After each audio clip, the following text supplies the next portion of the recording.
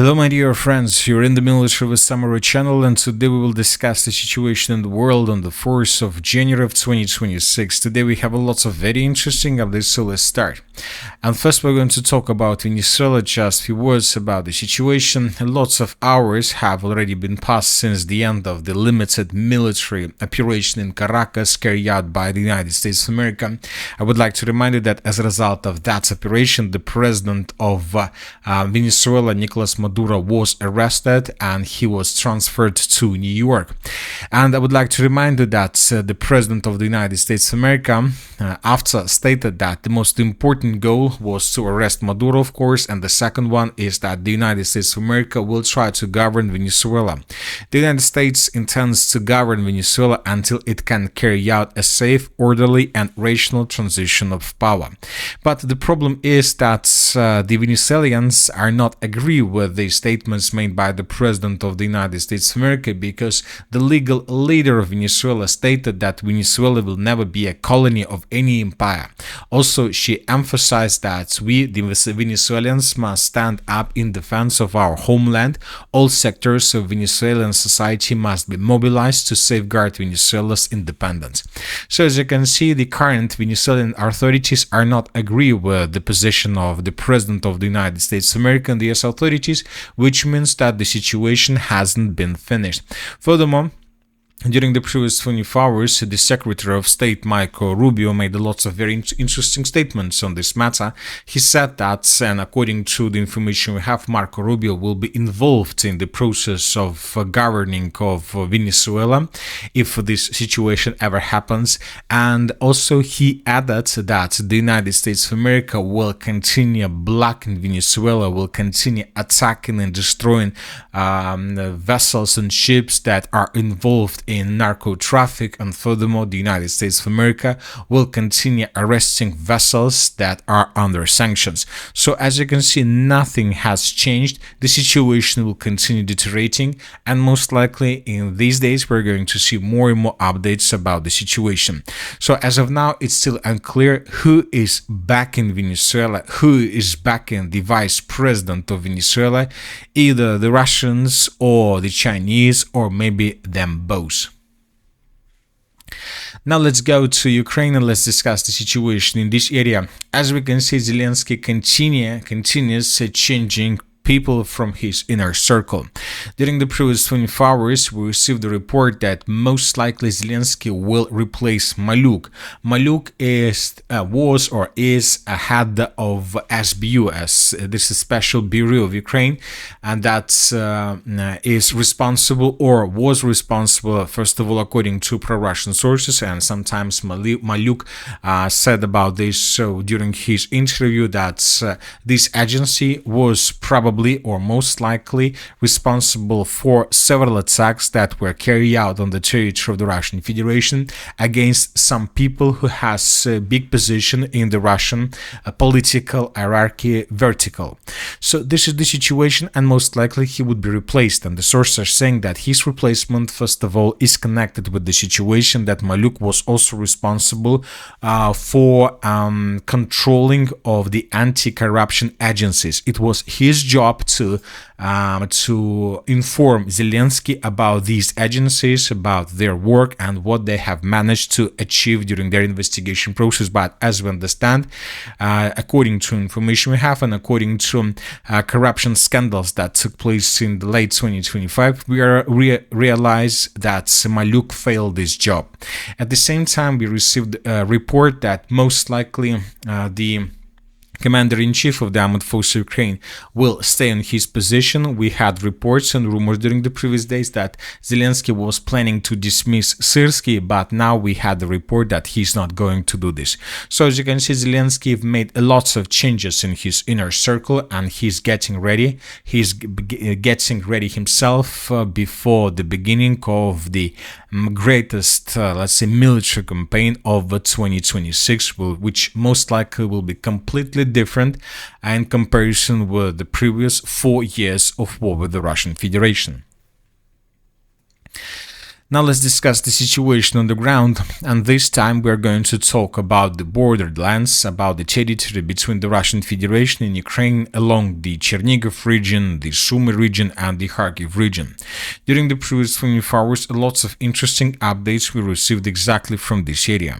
As you may know, the Russians launched something like an offensive operation in the direction of the city of Sumy several days ago, probably before 2026, and we were talking a lot about the situation to the southeast of the city of Sumy, about the territory around the village of Grabovsky.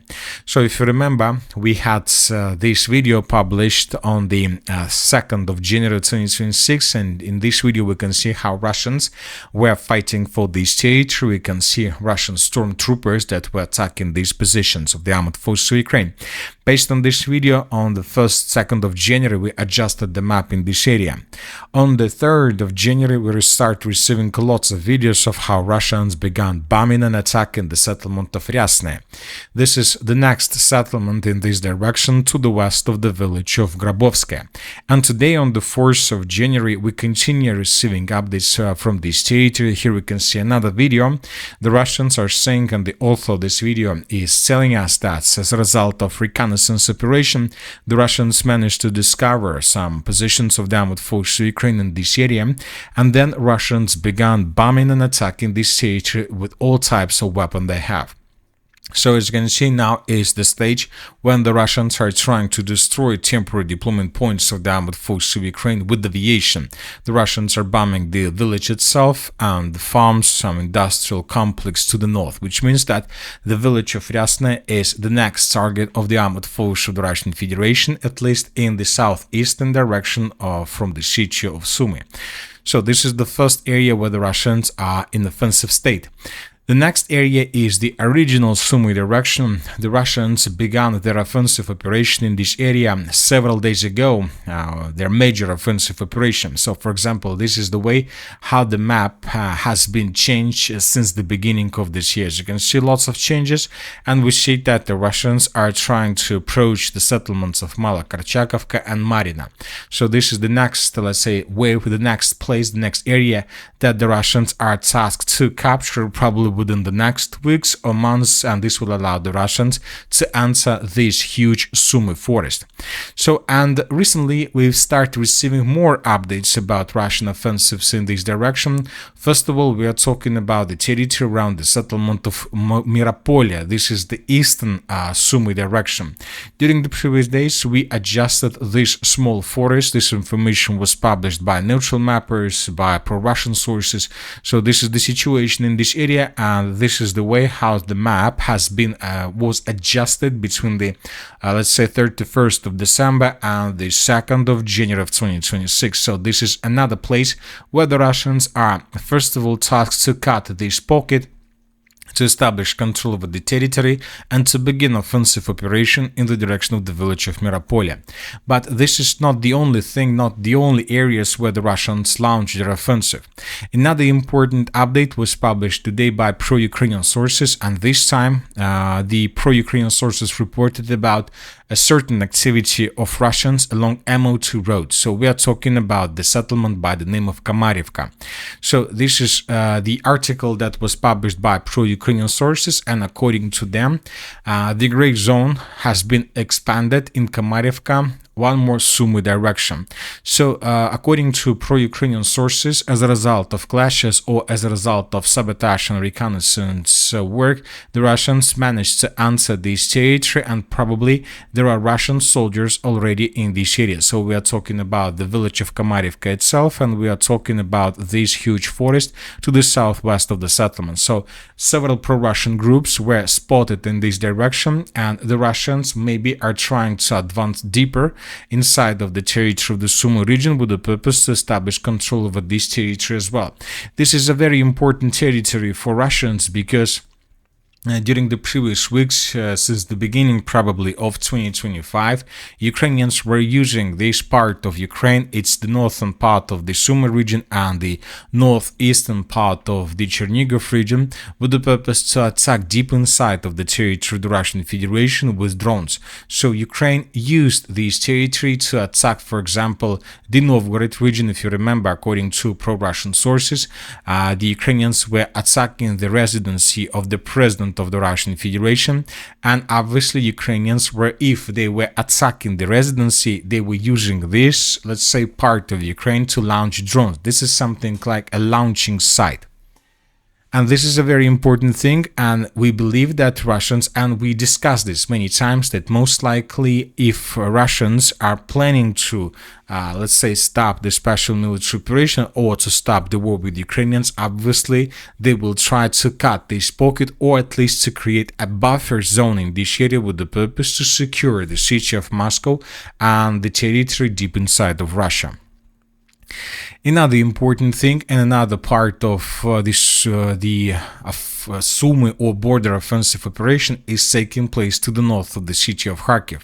If you remember, several days ago we received a video where Russians were entering the settlements of Sotnichki Kazachok. This video was published almost 2 weeks ago, so let's rewind the updates and we will see. So this is the video.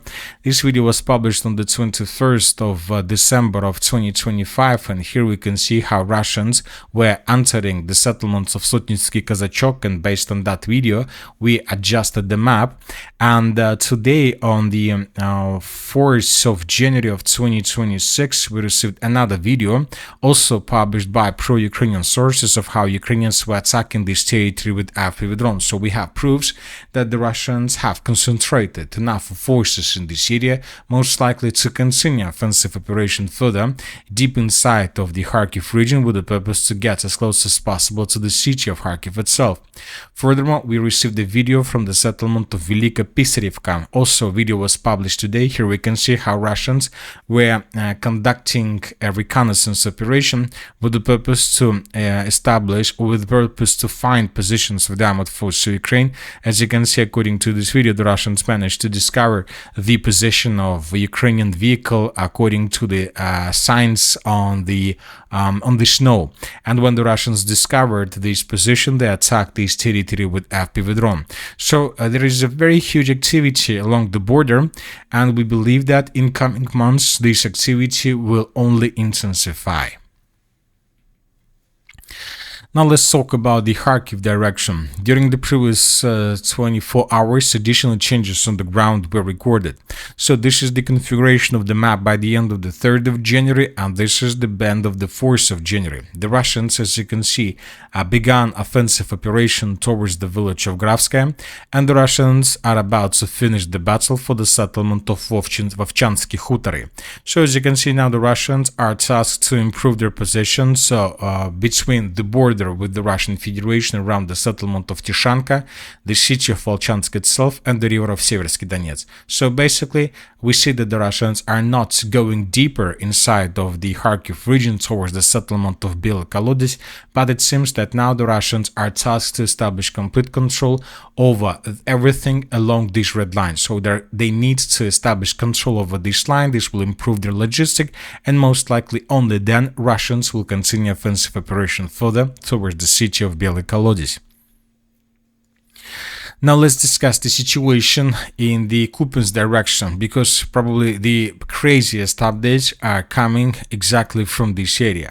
So during the previous 24 hours, the Minister of Defense of the Russian Federation stated that as a result of clashes, the Russians established complete control over the settlement by the name of Podole. So this village was captured by Russians according to pro-Russian sources, and based on this video we adjusted the map. We decided to add a gray zone between the settlements of Petropavlovka and Podole. We're talking about this territory with this dense network of the fortifications, and we adjusted the village of Podole itself as the territory under control of Russian forces. But telling the truth, and if you follow different mappers and their maps, you may see and you may find that most of the mappers have ignored the report of the Minister of Defense of the Russian Federation. Even if these mappers are pro-Russian, they also ignored this report, because nobody knows, first of all, how to adjust the map, because the Russians still haven't published even a single video where we can see Russian soldiers with flags through the settlement of Podole. And the second thing is that according to different sources, according to pro-Russian sources, according to neutral mappers and pro-Ukrainian sources, there is an Ukrainian counter-offensive operation, and during the previous days we were adjusting the map, and if we were adjusting the map, we were always adjusting in Ukrainian favor. And now this report is something like a storm. We don't know what to do with this. As of now, we decided to adjust just to show the report of the Minister of Defense, but telling the truth, it seems that the map will be readjusted back once again.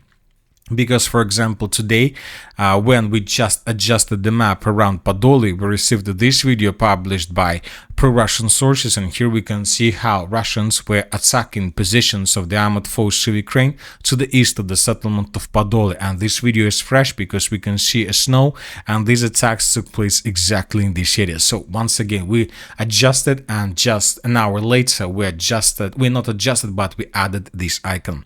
So that is why we believe that there are still too many questions about the situation around Petropavlovka, Podole. It seems that it's just something like I don't know how to complete mix of positions of Russians and Ukrainians, and it seems that the Russians were too early to announce complete control over the territory. At least if they publish at least a video, then maybe we would be able to say that Russians have stronger positions than Ukrainians. Anyway, let's wait and see what is going to be next, because obviously if somehow this information is correct and is true, then of course the situation for Ukrainians in the city of Kupiansk is terrible, and most likely the days of the city of Kupiansk in this case are numbered, and we can start counting them. But as of now, I'm not 100% sure that the thing that you can see, the configuration that you can see in front of your screens, is the real situation on the ground. Now let's move further and let's discuss the situation in the Slaviansk direction, where the Russians continue their offensive operation. As for the city of Liman, the Russians continue keeping to their tactics to attack the logistic, and today we received a lot of reports published by pro-Ukrainian sources that Ukrainians are tired of this. They're saying that the Russians are not attacking, but at the same time the Russians established complete FPV drone control over the main supply lines, and they're not allowing Ukrainians to bring additional reinforcements and reserves to the city. The Russians destroy everything that enters the Liman kill zone. So, and this is a very tactics that exhaust Ukrainians every day. At the same time, the Russians continue offensive operation in the area to the east of the city of Slaviansk. We are talking about the villages of Riznikovka, Kalinniki. So we have changes. As you can see, this is the situation by the end of the 3rd of January. This is the end of the 4th of January. The Russians improved their positions along tree lines to the southwest of Svятopokrovsk. The Russians improved their positions in tree lines to the west of the city of Pokrovsk, Svятopokrovsk. But at the same time, today several pro-Ukrainian sources reported that Ukrainians counterattacked and recaptured almost completely the village of Svятopokrovsk. So as of now, we're not adjusting the map, we're not even adding a contested area, we're waiting for additional proofs, but that's to inform you that there is information about this, that there was a counterattack and Ukrainians managed to achieve significant results.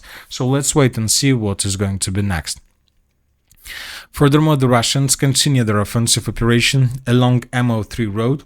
The Russians during the previous day also improved their positions. This information was confirmed by pro-Russian sources. So this is the map, and these are the changes between the days, between the previous 2 days. So this is the situation by the end of the 2nd, this is the 3rd of January, and this is the end of the 4th of January. The Russians are maintaining the line, and the Russians at the first stage of this offensive operation are tasked to get the territory to the south of the settlement of Alexandrovka and the Seversky Donetsk-Donbass Canal to the west. So this pocket is what the Russians are tasked for the next 1 or 2 months, right before the beginning of the spring of 2026.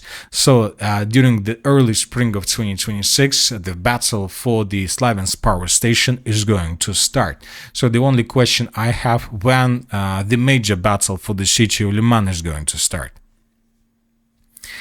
As for the Konstantinovka, during the previous 24 hours, small changes were recorded to the south of the city along M20 road.